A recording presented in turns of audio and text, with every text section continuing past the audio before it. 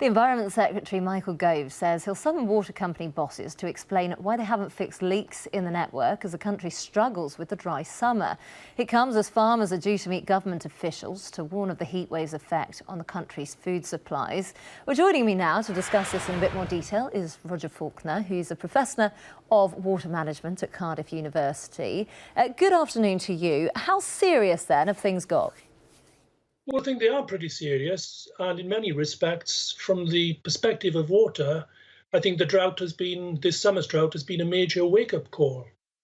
So I do think there are challenges we face, and it is quite appropriate that the Secretary of State is wanting to address some of these challenges.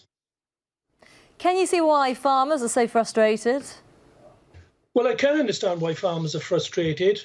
I think there have been a number of reasons as to why this has happened. I think if you just take one example, we have spent huge resources as a global community on refining the car engine, making dramatic improvements in the efficiency of the car engine. This is, to put it crudely, a very sexy topic for bright engineers and so forth.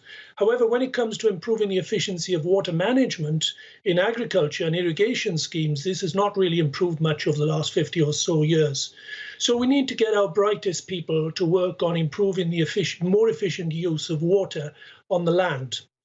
So is there an answer for farmers then? I mean, what can they do to try and, they're relying on the weather, aren't they?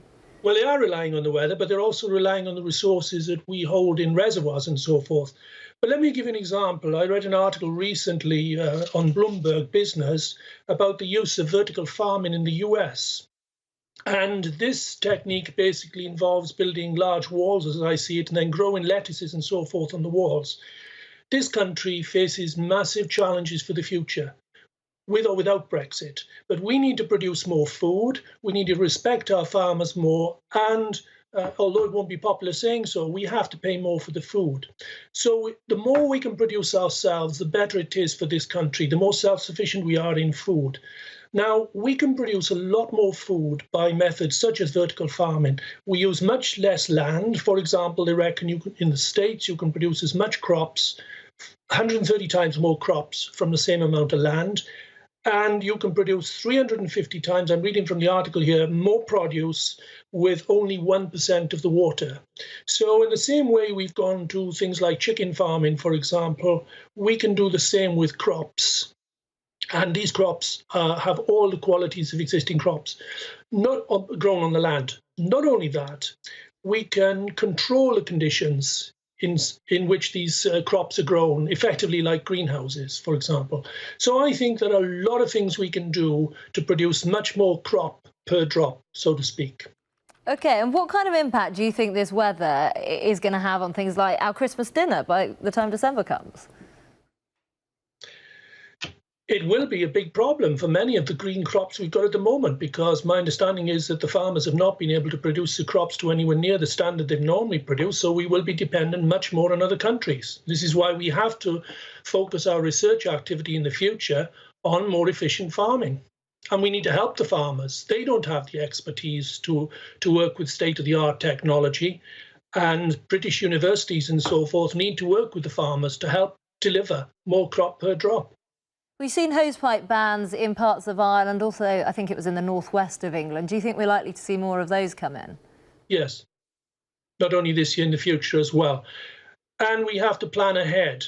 I was involved many years ago with the Addingham reservoir near Oxford, but the proposal never got off the ground. The idea there was to hold more water from the Thames in the winter months during floods, store it, and then use it in the summer months. For a whole host of reasons, it never got off the ground. And we have to be a little bit more flexible in the future between balancing protecting the environment and meeting the demands of society and humanity in the widest context. I'm also involved in global initiatives to develop coastal reservoirs to capture the water at the end of the estuary. These are very attractive in countries like Malaysia, China, and so forth. In fact, Shanghai gets something like 30% of its water from a coastal reservoir in the Yangtze estuary.